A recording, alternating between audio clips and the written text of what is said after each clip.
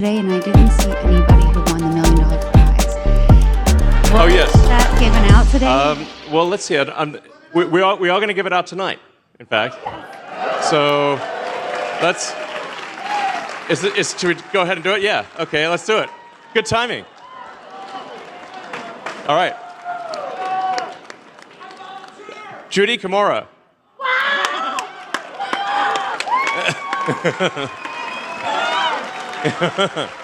Yeah. Judy has no idea, by the way. She's just loading now. So.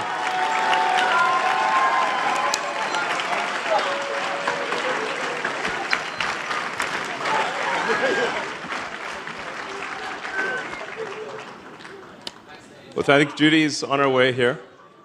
Like I said, Judy had learned when you learned. All right. Oh, thank you.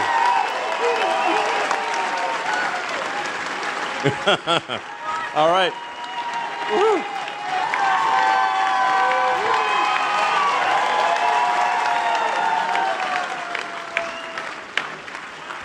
I mean, we're trying to get attention for this very important petition to support the Constitution, and it's like if we we need the right to free speech, we need the right to bear arms. Otherwise, there is no right to free speech, and.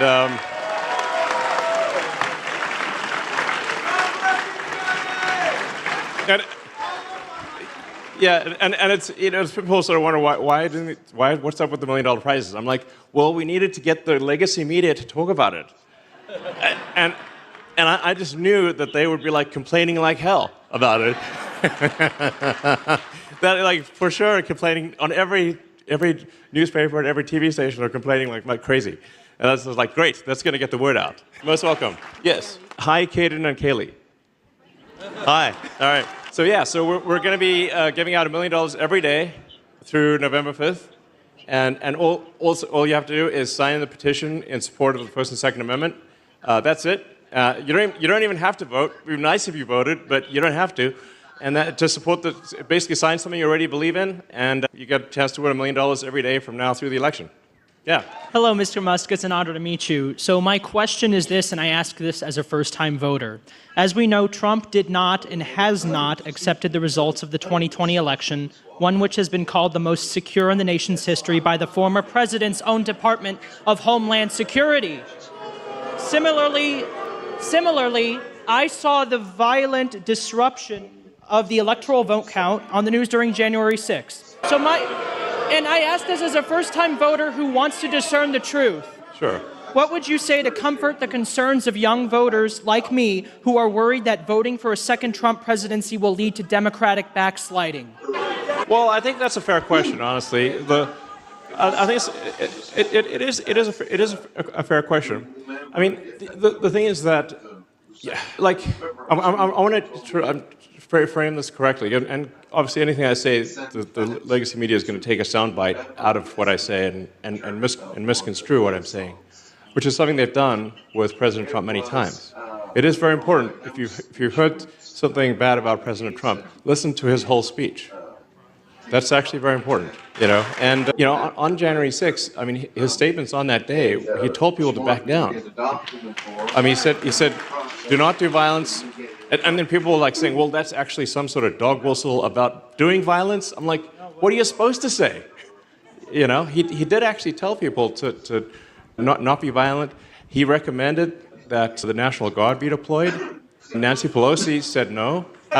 So he didn't call for any violence, exactly. And if you look at, while it obviously, I think it was, the level of disruption was high, and I don't applaud any kind of damage to public property, of course. But it's, the media tries to characterize January 6th as some sort of violent insurrection, which is simply not the case. I mean, that is false. So, I would take, I think probably what I think is the reasonable middle ground, which is I disagree with the level of protest, but was in no way a violent insurrection. You know, so that there's got to be a lot of guns for it to be a violent insurrection, and there were a lot of strange things in terms of voting irregularities that are hard to explain. So, it's yeah. I mean, there were things that are statistically unlikely. Let me put it that way, and so. It's not as though the January 6th protesters their protests had no merit. They had some merit. I disagree with the magnitude of what they did, but but it's not as though there were no issues. There were issues, and we have this weird situation in America where it is almost impossible to prove fraud, because if you've got no voter ID and mail-in ballots, how do you prove fraud? And you know, and it does seem more than a little odd that we don't have voter ID. And then you look at, say, states like California, which is supermajority Democrat, they passed a law banning voter ID in any election whatsoever. Now, how is that supporting democracy? That's not supporting democracy. I mean, that's insane. Almost every country on earth has voter ID requirements, but we don't. Why? And why do the same people that demanded vaccine IDs for you to do anything are the same ones who say no ID for voting? Something doesn't add up. It doesn't add up, you know? So I actually think, I mean, my firm opinion is that those who say Trump is a threat to democracy are themselves the threat to democracy. Make some noise! Yeah! I'll tell you what, that was awesome. Conspiracy was theory, and now it's the truth. I mean, honestly, you know, at this point, we're running out of conspiracy theories because there's so many of them have come true. Right. That we actually need. Can someone please come up with some new conspiracies? That the government's here to help. The government's. I mean, even the frogs might be real. You know, the frog situation might be real. I don't know. Right. You know, the conspiracy. We're the government. We're here to help. Yeah. You probably heard that. Right. Well, Elon, God bless you. It's very nice to meet you. God bless you too. My name's Andrew Mariski, Lancaster, PA native. Yeah. I'm a small business owner of a barber shop 10 minutes down the street. Great. Called Legacy Barbers. Love to cut your hair sometime if you will. Thank you. So I wanted to ask you a question and also encourage you with these few words. Augustine, who was a theologian and a philosopher, said, "You have made us for yourself, O Lord, and our heart is restless until it rests in you."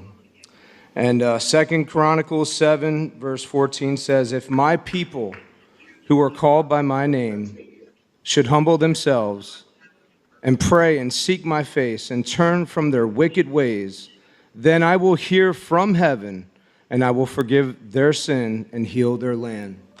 So I want to encourage you with that, brother. Yeah. Those are great words. Great words. Amen. Amen. And Elon, I'll tell you what, been watching you now for a while, hearing the stuff you say. We need more men like you in this country that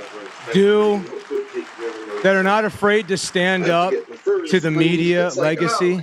Yeah. They're not afraid to stand up against people who think we're toxic masculinity. We need more men. Yeah, you know, I've got a great counter-argument for toxic masculinity, which is, if masculinity is so toxic, how come the kids that are messed up don't have dads? Riddle me that. Riddle me that. And something that you said earlier, and amen to that. Yeah. And I'm actually going to be a dad February 3rd. Great. Congratulations. I'm having a baby. Thank you, Lord. But the tweet that you had not too long ago, it said, "And no one is even trying to assassinate Biden or Kamala." Yeah, because it's pointless. Nobody would bother assassinating a puppet. Right. Yeah. You know, when are people going to start seeing that our country is not, when they keep saying democracy, it's a constitutional republic? Would you please make sure, if you don't mind, to keep reminding people that we are a republic. We're free. We're free because of Christ Jesus. And we're free because of the men and women who died and shed blood for this country. That's absolutely Yes. Amen, brother. You're right. I mean, a lot of people died to make this country what it is today. A lot of people died. Absolutely, amen. And man, people take it for granted, you know? So, yeah. Well, America PAC is kind of the anti-Soros PAC, you know? Something's got to be done about it. So, it's like, you know, I don't know what's up with that guy, but honestly, like putting DAs in, it's like the Joker's in charge, you know? Like electing DAs that don't prosecute crime is insane. That's like literally like Batman Dark Knight. I mean, like, you know, lock up the citizens and free the criminals. It's insane. It's happening. Yeah. I mean, like, what? This is total madness. So we need to stop that. Yeah. So. Make America great again. Yeah. Well, I think America is great, but we want to be greater. We want to do awesome things. We want to do, and you want to look forward to the future and be inspired and excited about the future. You know, that's what makes life worth living. Yeah. All right. Have you ever looked into the sport of arm wrestling? Oh yeah, arm wrestling. I have looked at, not in depth, but I have looked into it. And for a while there, I did like actually read up on it, and actually various techniques for how to win at arm wrestling, which is like a lot of it is, you know, get your angles to, yeah, get your whole body into it and get your angles. So you can actually, like, if you know the techniques in arm wrestling and somebody doesn't, you can actually win against somebody much bigger. Yeah. Well, yeah. No. No. I mean, I would challenge Biden, but that would be ridiculous. You know, that'd be so unfair. So. Thank you. He can use what if he uses two hands? Yeah, that'd be fine. Yeah, make arm wrestling great again. Absolutely. God bless. All right. Hi, Elon. My name is Molly. I just want to thank you for spending so much time in Pennsylvania. I think what you're doing is amazing and it's making a real impact. So God bless you. Thank you. And I think God you're a bless you national too. treasure. Thank you. My main concern is with the national debt. And I know you talked a lot about reducing the spending side, but I was wondering what kind of Trump policies and industries you think will help grow the revenue side. And along those lines, do you have any plans to bring more Tesla manufacturing back to the U.S.? Well, Tesla actually is a massive manufacturer in the U.S. In fact, the biggest factory that's been built in recent years is the Tesla factory in Texas. So that's, yeah, and then there's another big factory in Nevada. So there's Giga Nevada and maybe someday Giga Pennsylvania. That would be super cool. I'm a huge believer in manufacturing. I love manufacturing. I like making things. I've spent a lot of time in the factory, walking the floor. I lived in the factory for a while. Literally lived in the factory. It was kind of like Vegas, actually, because I didn't even see the outside. But the lights were always on. But we had some tough times at Tesla. It's really difficult to make any kind of manufacturing company work. And, you know, yeah, Tesla's actually also the biggest manufacturing employer in California still. But the state is not super grateful. So, but yeah, I'm big. So we do a ton of manufacturing in the U.S. and we keep investing and increasing our manufacturing activity in the U.S. And SpaceX also is a massive manufacturer. You know, SpaceX is the biggest manufacturer of rockets and satellites in the world. And yeah, and that's all in the U.S. So SpaceX manufacturing is all in the U.S. and Tesla has massive amounts of manufacturing in the U.S. like giant factories. So I'm a big believer in manufacturing. I mean, I do think reform of the tax code would make sense because it's extremely complicated and there are too many loopholes. You know, I'm often pitched on these loopholes. That's how I know they exist. And I'm like, that sounds pretty shady. I don't think we should do that. They're like, well, lots of other people are getting away with it. Well, I'm like, yeah, but I still don't think we should do it. Yeah, for what it's worth, I'm the largest individual taxpayer in history. So I paid $10 billion in tax, over $10 billion in tax. You're welcome. Like I sort of thought maybe the IRS would, like, you know, send me like a little trophy or something. You know, yeah, like one of those, like, doesn't have to be expensive. It could be like, you know, one of those like things you get for when kids win a karate competition, like little plastic gold trophy or something like that, or a cookie or something. But I didn't get anything. It's like, you know, but I was happy to pay the taxes. I don't mind, you know.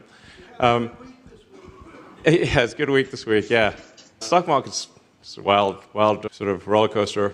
You know, I think Warren Buffett's got a lot of good sayings, actually, but one of his sayings, I believe, is, like, having a publicly traded company is like having someone stand outside your house and yell house prices all day, and it's still the same house. And you're like, why is this person yelling house prices at me all day long? And that's what it's like being in a publicly traded company. They just yell stock prices at you all day long. And it's like, well, it's actually still pretty much the same company as yesterday. So it's kind of weird being in a publicly traded situation. But anyway, I think we should simplify the tax code, get rid of a lot of exceptions and loopholes, and make it easy to fill out taxes. It shouldn't be this like extremely complicated thing. Yeah. But overall, I think if we have less federal spending, then there's less taxation. And so we have to reduce federal spending. Or there's no way to make up for it other than reducing the federal spending. And as I mentioned earlier, like a very important point that I think is important for people to understand is that all federal spending is taxation. Because what they don't receive, what the federal government doesn't receive in direct revenue, they make up for in inflation. They just print money. So all federal spending is taxation. Very important principle. Very few people seem to, even like, somebody's like spend their life in economics. I'll mention to them, hey, all federal spending is taxation. They're like, first they'll argue with me, and they're like, then they will agree. It is. Because it is either direct tax revenue or it is inflation. All federal spending is taxation. So we must reduce federal spending or we will go bankrupt as a country. So, all right? Hey, Elon. I'm Chadwick from Westchester, Pennsylvania. I met you last week at Harrisburg, and since then I've been prouder than ever to wear my MAGA hat around. Cool. You've really inspired me to wear it more and more. Right. And since then I've had my car slashed with a key, which Really? is fine. Yeah, it's fine. Trump got hit with a bullet in the air, and look at him, he's doing good. So, yeah, somebody chased me around with a shopping cart one time serious? too as well. But yeah, that happens. That's a part of Westchester, PA. Well, honestly, I mean, at this point, it's like flying the rebel flag, man. Yeah. Yeah, for real. MAGA. It's an adventure. Yeah, I've had some people get mad at me. Yeah, like big time. I do have a question this time, though. I met somebody on X. I do podcasting, and I met somebody on X directly through the platform. I would call him a friend. His name is Derek, and he has something called Spina Bifida. Yeah. It is Spina Bifida month right now, so Spina Bifida Awareness Month. I wanted to put the awareness out there is that it's he's born with some spinal kind of like issues, and he's never been able to walk. And Really? Never? Wow. I guess not, from what I learned. And he hasn't been able to walk like his whole life. So my question is, like, for the disabled community and for people like him, will things like Neuralink help? And also, what will the Trump administration be doing for people who are disabled to help them? Anything? Well, yeah. So I think there actually are a lot of things that, like medical devices and drugs that could be approved that are sort of stuck in regulatory molasses. Like they're just, it's like trying to get anything new approved is like running in molasses with lead shoes. It's really slow. So, a good friend of mine was telling me how his mom was diagnosed with brain cancer, and the doctor said, like, well, that's pretty much it's game over, And then he talked to, but he's a very enterprising guy, so he didn't take that for an answer. And he asked every smart person he knew, is there anything that could help cure brain cancer? It turns out there's this drug called Wellirig that was in trials at Harvard, I believe, and it cured his mom's brain cancer. Wow. So, I'm like, well, like how many Wellirigs are there out there? Maybe there's a whole bunch of them, and devices and everything, and we should, like I said earlier, it's like we need to expedite approval of drugs, make sure people, that people are properly informed of the pros and the cons, and then there also needs to be some after approval follow-up to say, like, was something approved that shouldn't have been approved, or whether there need to be additional warnings. It's pretty common. It's common sense, I think. But like when you're dealing with the government, like common sense doesn't make sense. Like, common sense just bounces off the government like water off a duck's back. I mean, it's like arguing with the DMV. It's impossible. They did put the COVID vaccine quick. Yeah, that was weird, and they made everyone take it, which is messed up. So I don't think people should be forced to take vaccine unless that against their will. Hi, Elon. My name is Alex Gamble from Lebanon County. I first want to thank you sincerely for what you're doing. I think you're an American patriot. Thank you. I really do. I love America. I really do. I mean, listen. I love America, and like sometimes people say, well, like that's just jingoistic propaganda. I'm like, I don't care. I love the jingoistic propaganda. It's awesome. You know, it's like God bless America. It's amazing. Yeah, So, I agree. yeah. With the recent news from Lancaster County discovering 2,500 potentially fraudulent voter registration forms, what's your opinion on mail-in ballots and if we should get rid of them in the future? Yes. I also want We should get rid of them in the future. I mean, like, mail-in ballots are a strange anomaly that got popularized during COVID, but really, like, you have an obvious recipe for fraud and an inability to prove fraud if you've got no ID, no voter ID, and you've got mail-in ballots. Right. Like, you Right. can't even like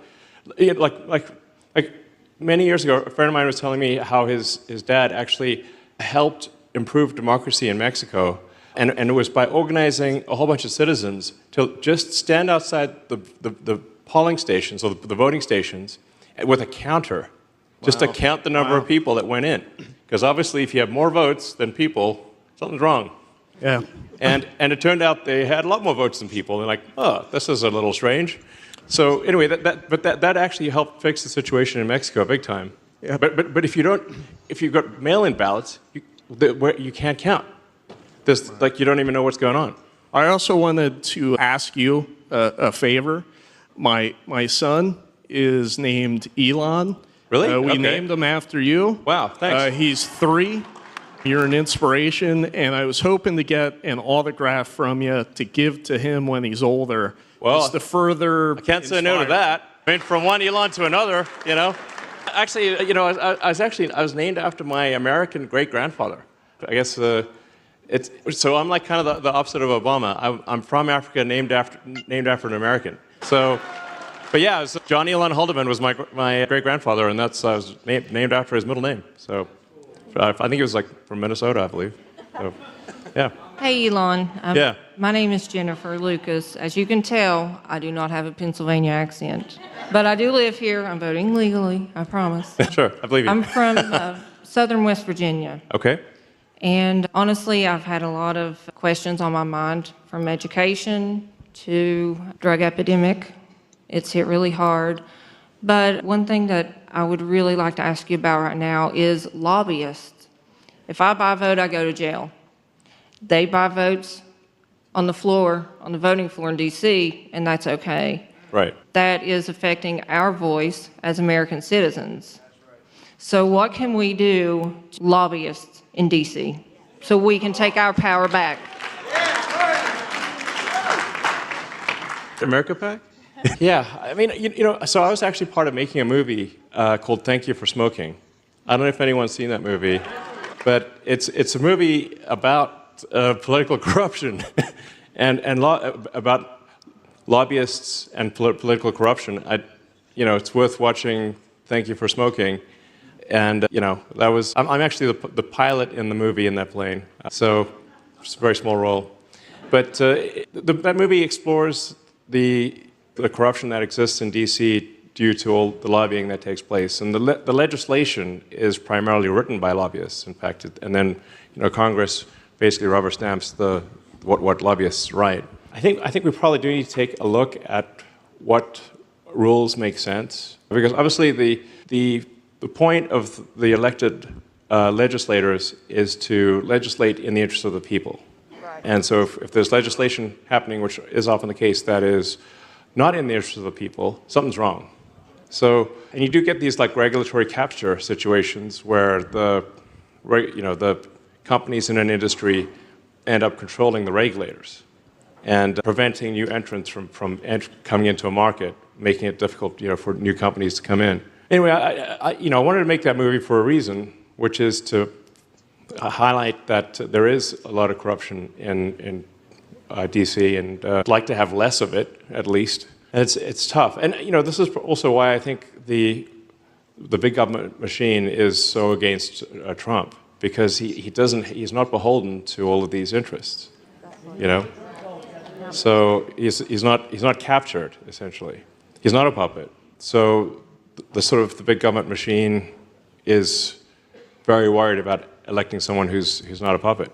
So yeah, I mean, I certainly advocate for better rules that limit the power of companies to lobby in D.C. or at the state level for that matter. Yeah, I mean, for Mars, like people sometimes ask me, like, well, what kind of system of governance do I think makes sense for Mars? And I'm like, well, that's going to be up to the Martians, But I would recommend direct democracy, not representative democracy, where the people vote directly. And in the past, before you had like the internet and electronics, you had to have representative democracy because you had to, just like with the legacy media, you had to collect people's opinion by mail or literally by voice or by letters written with a quill on, and a scroll type of thing, like slow. So you had to have representative democracy. You couldn't have direct democracy. But my recommendation for Mars would be that the people vote directly for anything, and that any given piece of legislation must be short enough to understand. So, like, if it's, not more than 1,000 words, maybe 300, the longer the legislation is, the worse it gets. And we've got legislation that's longer than Lord of the Rings. And, like, nobody's read it, And really quick, I just wanted to say thank you for everything that you're doing. I see you, and I see your heart, and I know that you love humanity, not just America. I do. Everything that you do, it shows you care for everyone deeply. Thank you for that. Thank you. I have a lot of ideas, and if you want to hear them sometime, we can sit down for dinner. Thank you. All right. Hello, Elon. My name is Stephen Marshall. I live in Lancaster County. It's nice to meet you. You once said in a job interview that when asked what is your biggest weakness, you said honesty, which I find really interesting. And the guy said, well, that's not a weakness. And what I find fascinating is the way you stand up to anybody and speak your mind.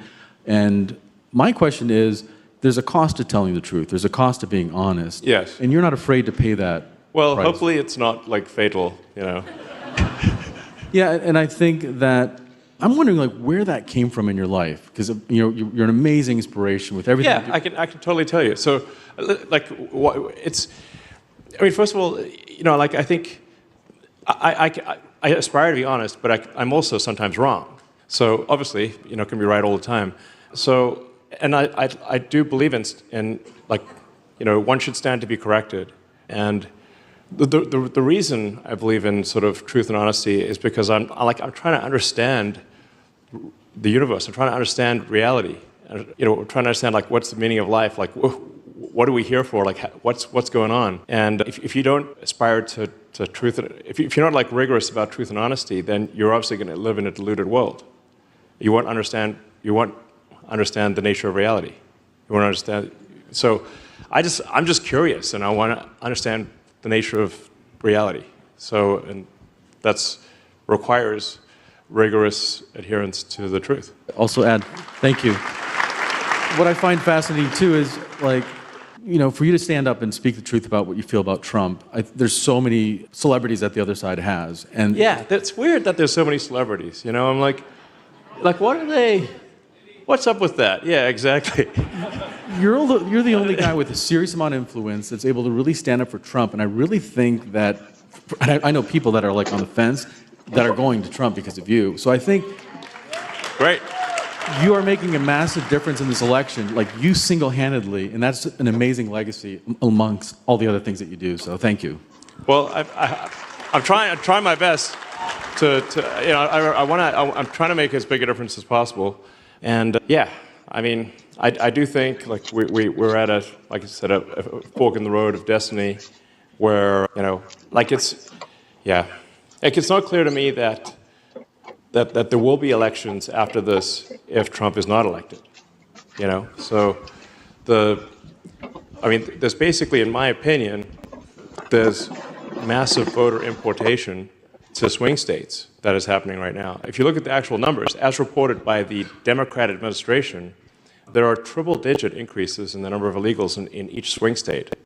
It's 240% was the number I saw in Pennsylvania. Wow. In 3 years. And like that's, you know, if the margin of victory is like, was 80,000 votes last time, well, what happens if you bring in like 300,000 illegals who are beholden to the Democrat machine and get a whole bunch of handouts? And even though they may socially not be in agreement with the Democrats, their first order priority is bringing friends and family into the country, which will be supported by the Democrats, but not by the Republicans. So it's voter importation is what's going on. And it doesn't take much to have the swing states be a permanent deep blue. That's what happened in California. So, like I love Reagan, but he did sign in 1986 an amnesty, that, you know, sort of illegal alien amnesty, that thereafter California, which had been red or a swing state, but primarily red, went blue and then deep blue. And now California passed a law banning voter ID in any election whatsoever, even in a town council. That's what they will do to the whole country. The playbook is obvious because we can just look at what they did in California. They're going to do the same thing in Pennsylvania, same thing in the whole rest of the country, if they can. And Trump is the only chance to have that not be the case. And I'll tell you, it's because people are like, I think it's going to be worse in California because the one thing that keeps California from being even more crazy than it currently is that people can move to other states and still be in America. But what if you can't move to any other states? It's going to be way worse in California. So it's profound. What's your favorite baseball team? Yankees. Okay, listen. I like the name, okay? It's a great name. Sorry. What have I done? Hi, Elon. My name is David, and I am founder of an e-commerce company here in Lancaster, Pennsylvania. And I appreciate the one thing that you're saying about being bullying the American citizens instead of enforcing our border. We're doing that. And I found one problem being a business owner is I have been the subject of recent harassment by the IRS, and I find that being a huge discouragement to entrepreneurship, which is the American backbone. Sure. And I wanted to know what would be one of the #1 things that you would recommend to the Trump administration about encouraging entrepreneurship and getting young people especially encouraged into starting small businesses to keep our economy flourishing and to keep creating wonderful things like you have done. Yeah, well, I mean, I think, you know, if we can just get the government off people's backs, then you can get a tremendous amount done. And, you know, it's like we're over-regulating 6 ways to Sunday, as you've experienced yourself. And then even when there's like a little bit of success, then the government comes along and takes the money. So it's crazy, you know. So it's just if the founders of the country could see like where we are now, they'd blow their mind. You know, like there was a revolt against the British. I think it was like a 2% tax on tea. Like say a 3% tax on tea. You know, like they're like no way. And now it's like 40%. I mean, it's just like there's new taxes every day. And there's a lot of hidden taxes that you experience as a small business owner that people don't even realize exist. You know, you sort of come to realize that because the IRS comes after you, but there's a ton of taxes that try to sort of mask from the consumers. So we just need smaller government and allow people to produce useful goods and services for their fellow human beings. Yeah, it's straightforward. Hi, Elon. My name is Will King. It's nice to meet you. Welcome to Lancaster. Thank you. I'm a young mechanical engineer and excited to work on new problems. One of my dreams would be to work for one of your companies, so we'll see where that goes. But the question I have is, what are your thoughts on tariffs, and how do you see tariffs impacting consumer spending or increasing inflation? And what problems need to be solved for U.S. production to reach a scale and efficiency that would match current outsourced production? Like, obviously, it's no first principle. It's not a first principles problem. We can do it, but what needs to happen to in order for that to? Well, what are your thoughts on the subject? So I think what you were touching on before, a lot of government regulation and taxes as well. Taxes, where we need to go with that. But I think I love your philosophy of surges in employment and going hardcore. You know, I was reading your autobiography the other day. Biography, it's a pretty good biography, but it's not actually what I would have written. Right. But what really stood out to me, I was reading about how you wanted to move the servers from Twitter up to, is it in Oregon? And There were 3 data centers, but only 2 were needed. Right. And I was being told it would take like 9 months to. Right. And you shared with your guys, and you're like, hey, let's just do this overnight at Christmas. So cutting down some of those regulations and all this crazy stuff that extends the timeline for a bunch of stuff would really help. And that work ethic. I agree with your 80-hour work week principle and the hard work. It's not for everyone. It's not for everyone, but I think the principle is really cool. And I think we should bring that culture and that mindset down to the 40-hour work week, 50 if you do 50, but work-life balance potentially. But I love where you're taking your company, and it's really cool to see. Well, thanks. Thank you. Yeah, go ahead. Hello, Elon. Nice to see you here tonight. So recently, I was reading an article on Medium where an Italian researcher named Andrea Rossi was able to demonstrate a new technology that he invented that was able to extend the range of an electric vehicle. It was technically a quad cycle, so a very, very powerful vehicle by 4 times. And after the full test, it actually increased the battery life of the electric vehicle. And obviously, we don't only been demonstrated once. We don't know if technology could be replicated. But if it was able to be replicated, would you be interested in implementing this kind of technology into your Tesla vehicles and even possibly Starship? Well, I wish the thing were real, but I do not think that such thing is real. Every industry has a certain amount of BS, but the battery industry, I think, might is a candidate for industry with the most amount of BS.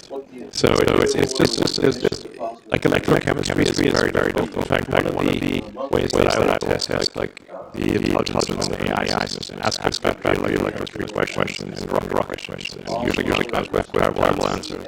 So it's extremely difficult to increase the range, but the range is already sufficient to fully electrify everything on Earth. So Tesla has a 300 miles range, have like 4 miles range. We could actually make it go further. It's just that's like an unnecessary amount of battery for most people, because the amount of range you need in a battery is about the same amount of range that a bladder has. So if you start up at say 9 a.m. around noon, you want to probably hit the restroom room, take a break, have some bite to eat. And drive 3 hours, 4 hours, and then charge the car. As long as the car is charged by the time you come back from the bathroom and had lunch or whatever, then it long distance no problem. We're already there at this point. So there is a mathematical breakthrough. Other technologies are discovered over the next years into the near future. You also knowing that theoretically could revolutionize electric vehicles, space travel, exotic generation techniques. Are you interested in researching those and funding them and contributing to that? I think there is a lot of technology out there that is not really mainstream. It has potential, although it's very, very initial stage. I think there is potential. Let's say SpaceX are experts in anything that works. We're like barring the door. We're like, please, you got something that works. Tell us about it. Unfortunately, it's rarely the case that actually works. Is the issue. So for a while there, Tesla, I guess maybe still do, like we're rate any given proposed technology out of 10, where 10 is incredible, and 1 is total nonsense, and really nothing about 4. So it's just very difficult to do. But I would encourage anyone to say to me, Ram, please do that. I would like to improve that. That would be awesome. Yeah. But just he has Tesla. That sounds like if there's a technology that has much greater range, I would strongly recommend maybe just rock our ass. Yeah. Elon, do you believe that Jesus Christ is a real person who was who was crucified and died and is risen, and that God is Jesus. What do you mean by a real person? That he was alive back 2,000 years ago, and he was the guy who was crucified. Okay. Yeah, no, I think that's, I do think that's true. Yeah. I mean, you get into like these, critical debates of the Trinity and but usual. So, hi, Elon. That feels very weird to say, but hi. My name is Chris Michelson. I'm a Lancaster County resident. We're really happy to have you here. Thank you, everybody. Look. I, like many of us here, feel that the very construct, constitution of our country is at stake during this election. I agree. I'm a firm believer that those who can, should, and I just want to say thank you for being one of the very few powerful members outside of the construct who have the balls to stand up here every day and do what you're doing. Thank you. Thank you. All right. There's a macho man's here. Look, President Trump has announced that he will appoint you as the head of the Efficiency Commission, right? That's obviously a perfect spot for you, given your historical success leading and exceptionally profitable businesses. One of my big concerns that extends beyond this array of our financial constitution here is the technology attacks that have happened in our country. 2021, the Colonial Pipeline ransomware attack. 2021, Robinhood, 7 million users' data stolen, their money held for ransom. 2023, T-Mobile goes down overnight. Airport attacks, airline attacks. Have you spoken to Trump at all regarding your expertise around cybersecurity? Are you going to have any involvement there? If not, do you know who is, and do you trust them? And I have one more question. Well, I certainly don't have all the answers here, and I don't want to tempt fate, but like nobody has successfully hacked SpaceX or Starlink. Every day there are thousands of attempts to hack Starlink, and no one has succeeded. Again, I don't want to tempt fate here. This is not an attempt. I'm not saying to hacker groups out there, please hack Starlink. Like, please don't hack Starlink. But thus far, there have been many attempts by individuals and state actors to hack into Starlink, and none of them have been successful. So our track record thus far is pretty good.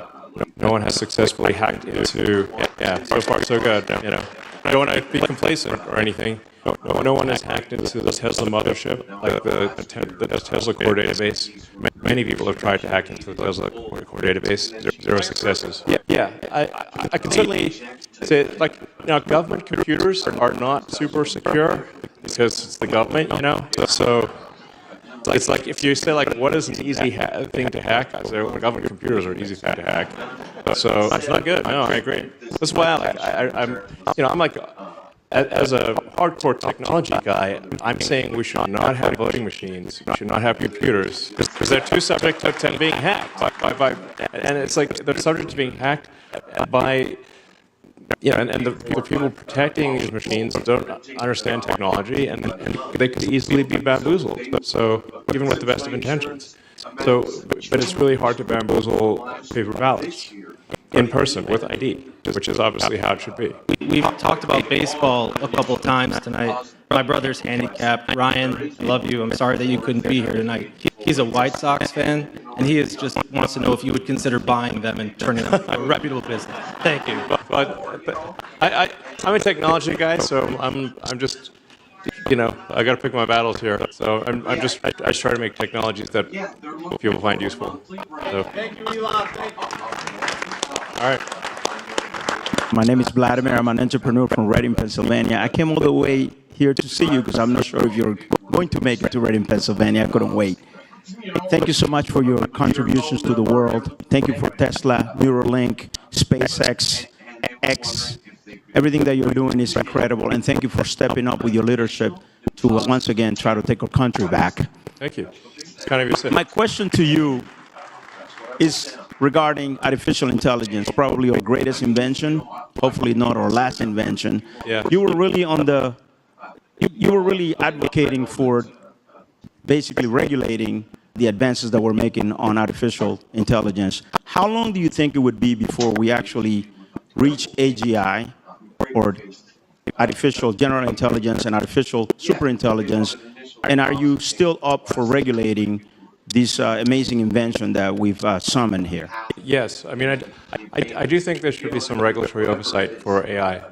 So, yeah, I mean, I kind of view regulators as kind of like they're referees in a sports game. You know, whether it's baseball, basketball, any given sport, all the teams want to have referees, so that the teams don't break the rules and there's fair play. So I think there is sort of a right number of regulators for any given industry, but there shouldn't be too many or too few. Now, there's basically no regulators in AI right now, so it's like having a game with no referees. That's subject to something bad happening. So my recommendation would be to have an AI regulatory agency at the federal level. It should be, not heavy-handed. It should be, but there shouldn't be nothing. In contrast, in other industries where there's excess regulation, because these regulatory agencies have just sort of grown over time to the point where there are too many referees on the field. I think the sports analogy makes a lot of sense. Like, you want to have enough referees to have a fair game, but not so many referees that people can't throw a pass on the football field without hitting a ref. That's the situation we've got right now. It's like you're trying to run downfield, bam, you just bumping into refs everywhere. So we got to take some corrective action there. So thank you. All right. Elon Musk, it's a pleasure to meet you. This should be sponsored by Dr. Scholl's. I don't know how your feet are doing it right now. I just want to say thank you for being here tonight. It's an honor to be here with you. I actually have been waiting for almost a decade to talk with you and ask you a few questions. All right. First one, I want to just break right into business. A friend of mine is building the world's brightest light in the world, powered completely by renewable and Tesla solar panels, and we want to know if you'll turn it on for us. It's been cleared. It's in Texas. The FAA approved it. Will you turn it on for us? Possibly. Okay. When you say brightest light, like, what do you mean? Brighter than the Luxor. It'll hit the International Space Station, and you can illuminate it at night. Okay. Yes. Yeah. It can light up the whole Grand Canyon as well. That's what the engineer said. Okay, it's a hell of a light. Okay. It is. Sure. Tesla solar panels too, so. Okay, great. That sounds good. Secondly, we've heard a lot of prayers tonight. I just want to say a quick prayer for you and ask everybody to join me and just put your hands up and let's pray that God protects this man here. He's risking his life, his family, and his future for people here in a country who he believes in.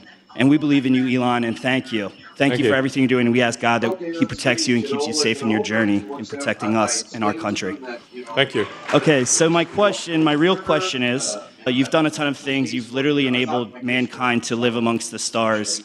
Well, not yet, but we're almost. We're getting there. Yes, and I want to nerd out with you all day on this. Yeah. The NASA has been, touted that the fuel of the stars is hydrogen. I know, before you kill me, you're not a huge fan of hydrogen, and I understand it has its flaws, but we do have some incredible successes, and my question is for you.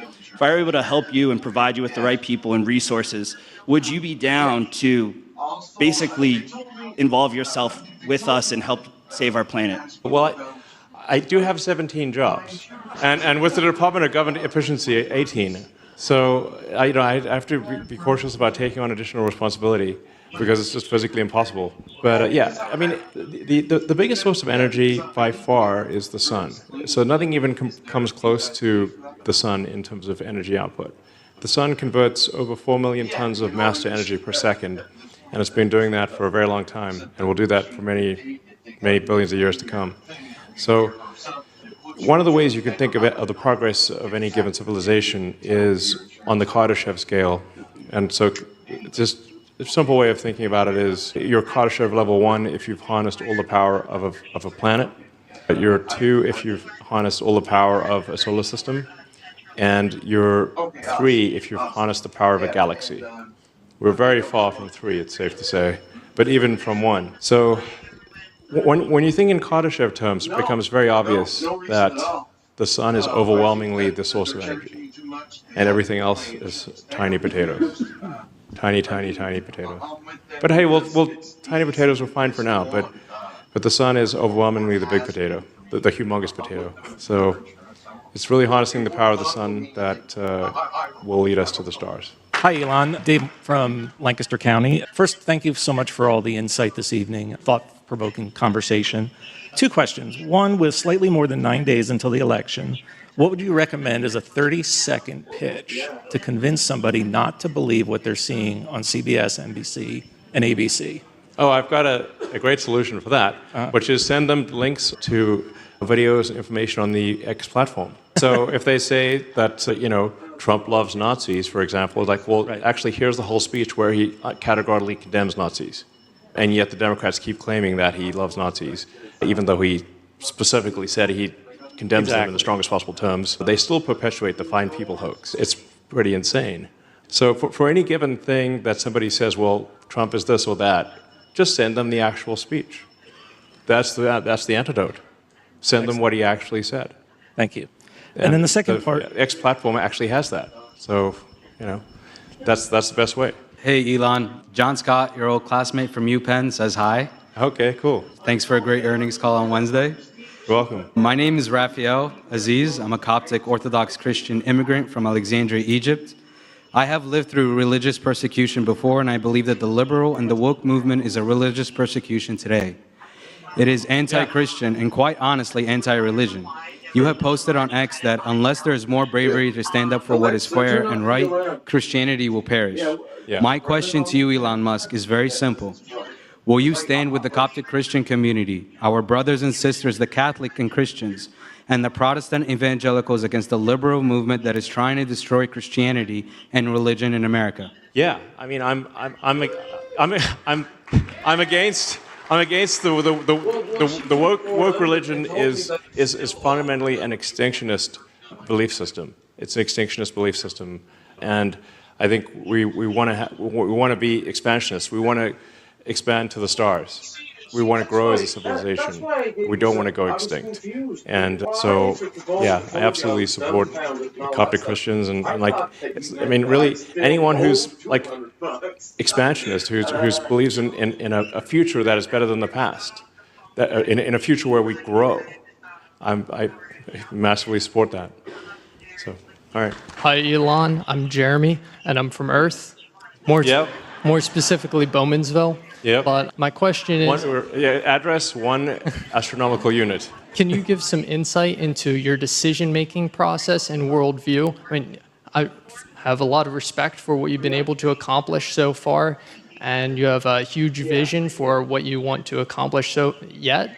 And in that way, there's a crossover between the areas that you're a subject expert in and politics. So if you have some insight into how you make decisions in your worldview, then that enables us all to trust you across a larger amount of issues. Sure. Well, I'm a big believer in physics, which is like basically if you I sort of say everything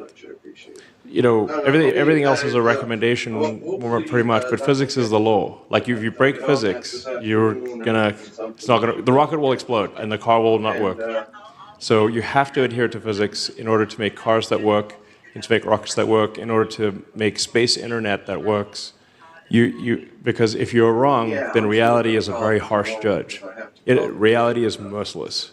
If you make a device that doesn't work, that violates physics, it simply doesn't work, and then you'll think the rocket blows up and the satellites don't work and the cars break. So you either if you make technology, you either have a rigorous you have to, in order to make technology work, you must have extremely rigorous pursuit of the truth, because otherwise reality will bite you on the ass big time. Yeah, so, all right. Hi, Elon. Thank you for taking the time to be with us today. My name is Justin Henson, also Lancaster County native. My generation is inheriting a housing shortage, and we're statistically less likely to take blue-collar jobs. Obviously, declining birth rates have been discussed. There's not going to be as many people to even fill blue-collar jobs.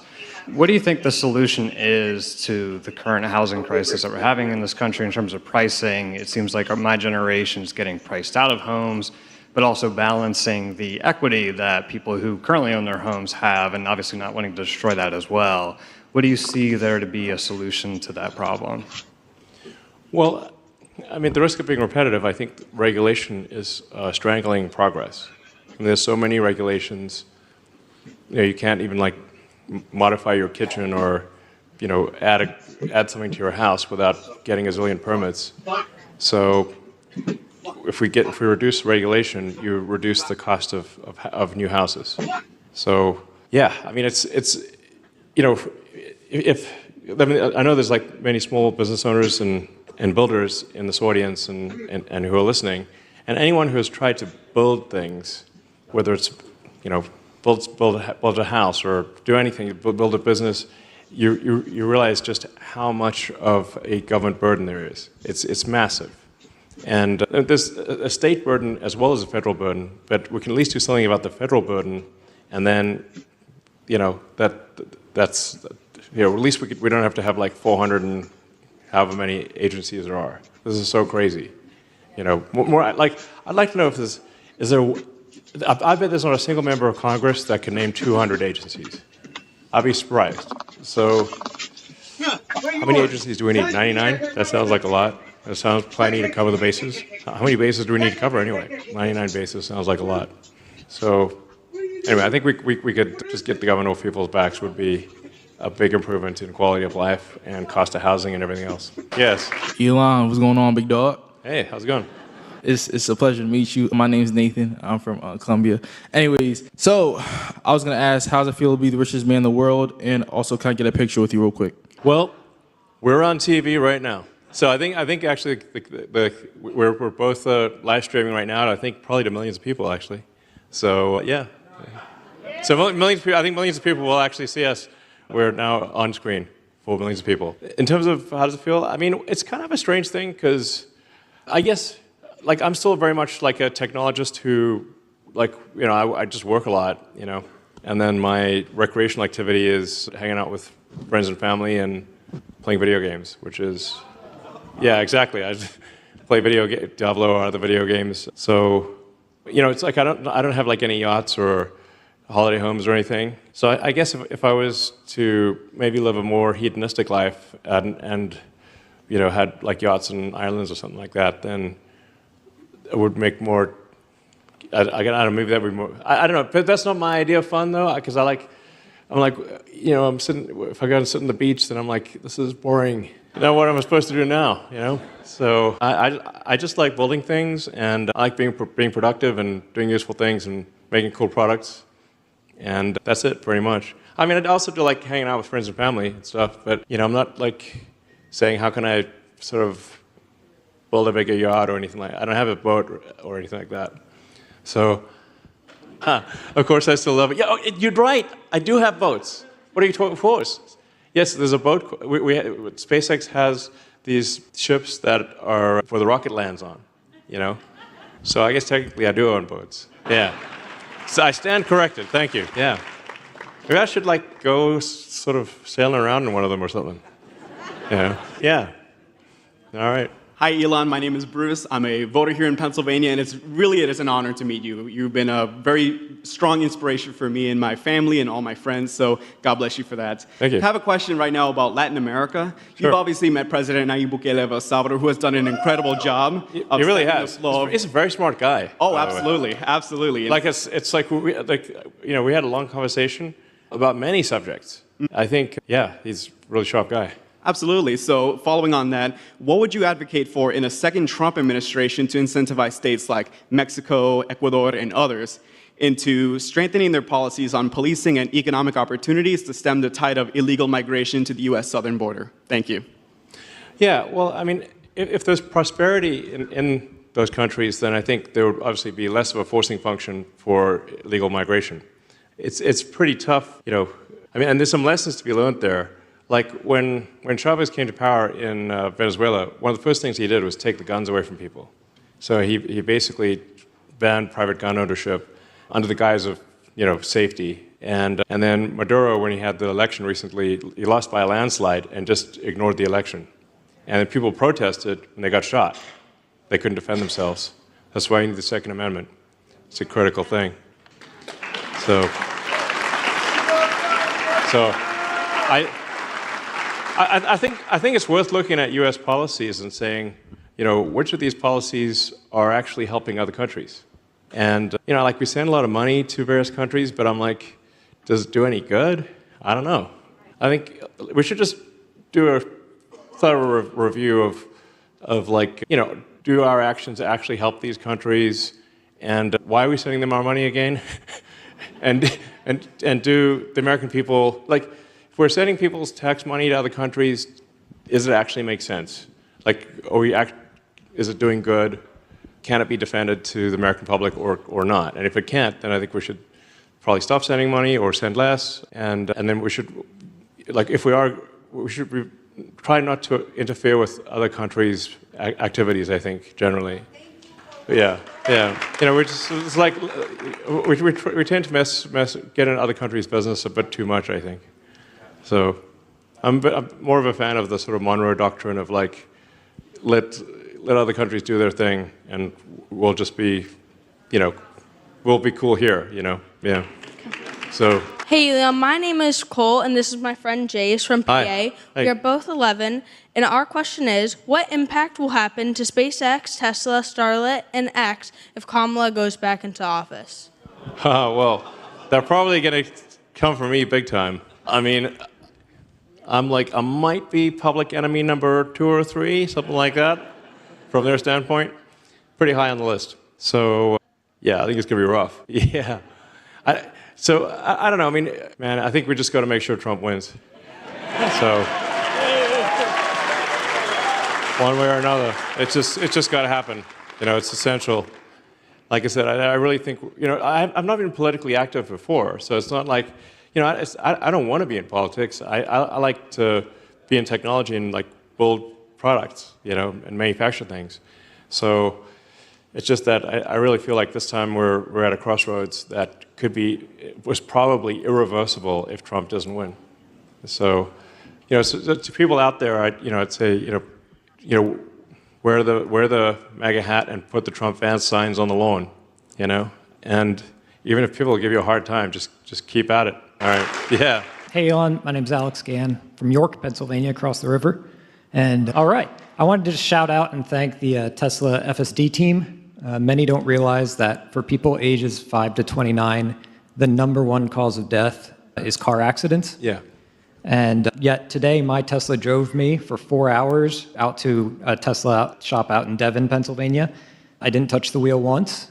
It took me from driveway to parking lot. And then after trading in and transferring FSD, today my new Model 3 drove me here to Lancaster. That's cool. From driveway to parallel park on the street. That's great. I don't think people realize that the cars true. are there. Most people don't realize that the Teslas are capable of that because, I mean, the Cybertruck obviously looks unusual, right. but the other Tesla cars, like the Model 3 and Y and the S and X, I think they look great, but they look somewhat conventional. They're like good looking, but they're not like radically different on the outside. So it's kind of like let's say you've got a magic cat that can actually sing and dance and talk, but it's just sitting on the couch and it looks like a cat, but it's actually Puss in Boots, and it's like a swashbuckling talking cat that but that's what Teslas are. They look like a normal car, but they're not. They're like an intelligent car that can drive anywhere, pretty much. Yeah. So this is why I like to got talking cat. And I was like, but unless cat talks, people think it's a cat. So I just wanted to say, to make that aware about the national safety thing and actually a global, this is an actual superhuman good. Obviously, autonomy is going to have it's a big deal. Yeah. Economic benefits, but I just wanted to drive home and thank you and just make others aware. Try it out because it's awesome. It's around the corner, and I don't think people realize it's around. It's like, do you want a dancing, talking cat? I'm like, sure, that sounds great. Yeah, but that's a good point. There's about 1 million people die every year in the world from car accidents, and that number could be 90% lower, I think. Yeah, we should advertise, I suppose. We do advertise a little bit, but yeah, I don't know. I guess sure. I do get asked about advertising a lot. All right. I think probably we'll just do a few more questions and then call it a night, but please go ahead. Good evening, sir. I just had a quick question about liquid fluoride thorium reactors or any kind of molten salt reactors. Okay. And if you were interested in perhaps pursuing that technology because they're restarting 3 Mile Island soon, Microsoft is. for training AI, so it could be a potential solution for the power crisis in this country. I do think nuclear power is underrated, and people like the actual risk of nuclear power is very low. So, in fact, it's possible with modern designs to make a reactor that simply cannot melt down, no matter what you do, even if you went in there with like explosives and a flamethrower, you still couldn't make it melt down. So you can make nuclear super safe, and I think we should have more nuclear power. Yeah, but like I said, the actual long-term thing is that giant fusion reactor in the sky called the sun. You can't. That is so overwhelmingly the biggest source of energy that everything else is small by comparison. You know, fission is good, and I'm actually not against fossil fuels or oil and gas. I think that's fine for now, but overwhelming. You just do the math. It's pretty straightforward. You know, the sun is converting over 4 million tons of mass to energy every second. It's like 1001. Bam, that was 4 million tons of mass to energy. That is a staggering amount. So that's when you try to get to sort of Kardashev scale stuff, it's really all about the sun. Yeah. Yeah. Hi, Mr. Musk. It's an honor to be before you. You are like the real-life Tony Stark, so that's pretty cool. I should make a flying suit armor. Yeah. So my question is, since you bought Twitter and transformed it into X, much has changed on the platform, like little censorship. Social media plays an integral role in American society. Do you have any more plans for X to expand its use and influence? If so, what are they? Also, do you have future plans on buying other large platforms like YouTube? Well, it's not possible to buy. YouTube is controlled by, I guess they call it Alphabet these days, Google, essentially. And then Alphabet, there's super voting stock of Alphabet, so it's controlled by Larry Page, Sergey Brin, and Eric Schmidt. If 2 out of 3 control all of Alphabet, which is Google, YouTube, a bunch of other things. So, and then Mark Zuckerberg controls Meta, which is Facebook, Instagram, and WhatsApp. So now I think the fact that the X platform is a free speech platform has caused the others to move more in that direction, because then they're like, it's like, well, they're not all. Everyone's just not singing the same tune, and people can find out the truth on the X platform. Yeah. It actually forces them, yeah. So you only need one platform to step out of line and stop censoring, and then all the others will have censored much less. So the influence is much greater than just what we do on the X platform, because it drives the rest of the systems to also do less censorship. And the rule is simple for X, is we want to follow the law of the land.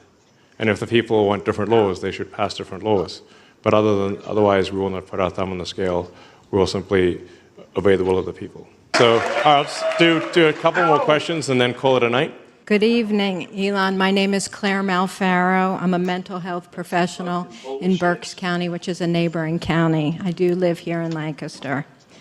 Often when I diagnose children with Asperger's syndrome, I want you to know that I tell families about you. Okay. Because it's a difficult diagnosis for families to receive sometimes.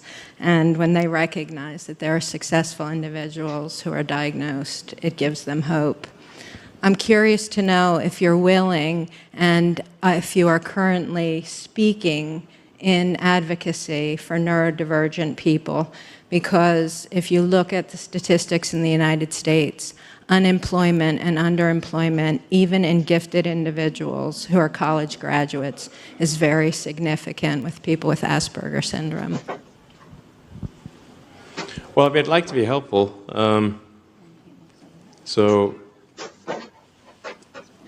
I think there's perhaps having some sort of, neurodivergent element like that does result in an increased adherence to the truth, or try to understand the nature of reality, and perhaps to some degree also being willing to suffer criticism and not, simply want to fit in is important as well. So, yeah. So, yeah, yeah. Yeah, so I'm not sure quite what to say, but I mean, is there anything that you think that, like, what would be helpful? For example, in King of Prussia, we have an agency that's called the Neurodivergent Employment Network. Okay. There are businesses in Pennsylvania. Wawa is one of them, Aramark, and they're specifically working to employ people with autism. There are many companies that are unwilling at this point to even consider because they're afraid that it's going to cost a lot of money for them for accommodations, which is really not true. And the research tells us that individuals are much less likely to steal.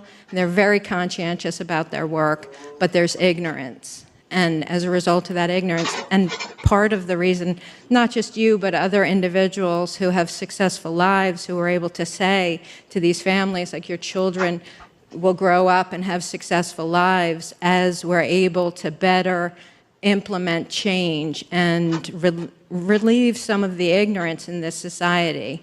I feel like if you would speak up more, for example, and say, look at me and look at what I've been able to do. And, and again, you are an entrepreneur, so you have yourself to answer to. But when somebody has their boss to answer to and they start saying, nobody in this company is really working 40 hours a week, or begin to truth tell about things, they lose their jobs. Right, yeah. All right, well, yeah.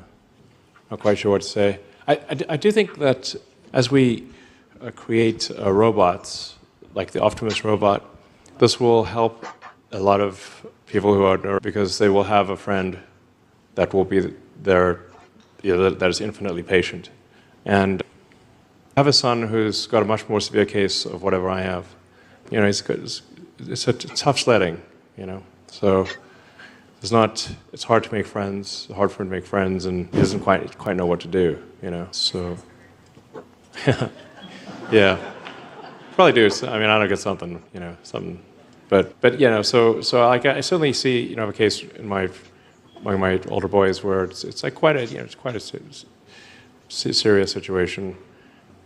And I just would love to figure out how you can live a happy life, and it's not an easy thing to figure out. But I think if there is a humanoid robot like Optimus that can be like your own personal R2-D2 C-3PO, then they would have a friend and someone who could kind of help them through life.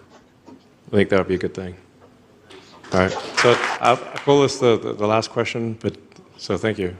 My name is Josh. I'm from here in Lancaster, and FSD 12.5 actually does navigate around the Amish buggies now, so thank you for that. All right. It's part of the training data. My question is, Elon, as someone deeply committed to uncovering truth, could you share the methods you rely on to identify objective truth, in addition to the crowdsourced community notes on X? In other words, can you describe your preferred epistemological framework and perhaps hint at how these philosophical underpinnings will continue to enable AI, XAI, as well as inform policy for our country? Yeah, I mean, so I really would recommend people study physics, honestly. If you're trying to understand how the physical world works, that's what physics is. Physics is simply an attempt to understand the rules that govern reality. And what rules are good predictors of the future and what rules are not. So, it's, and I try to learn as much as possible and then evaluate what I've learned against what I believe to be the most fundamental truths of reality, and then change my conclusions based on new data. It's like, as I learn something new, it's just like, I try to change my mind if there is a reason to change my mind. It's like, whereas I think there's a kind of a natural instinct to want to be set, for people to want to be set in their ways and to be convinced that they're right. Whereas, I think we should actually just strive to be less wrong. Be less wrong. Yeah, exactly. So I think that is sort of how things operate in physics. Like, you strive to be less wrong. Yeah, it's not the most, gung-ho sort of slogan, be less wrong, It's like, if you want to be less wrong, then that's a good operating principle, is, seek the truth and let the conclusions lead where the data, takes you. This is so it's very important to operate on this principle if you're building electric cars or space internet or rockets, because if you don't, if there's not a rigorous understanding of how reality works, the rockets blow up and the cars don't work, and FSD wouldn't be able to navigate. Full self-driving wouldn't work. So the problem is that that's not like an easy answer. I think just in general, again, it's not the most, be less wrong. It's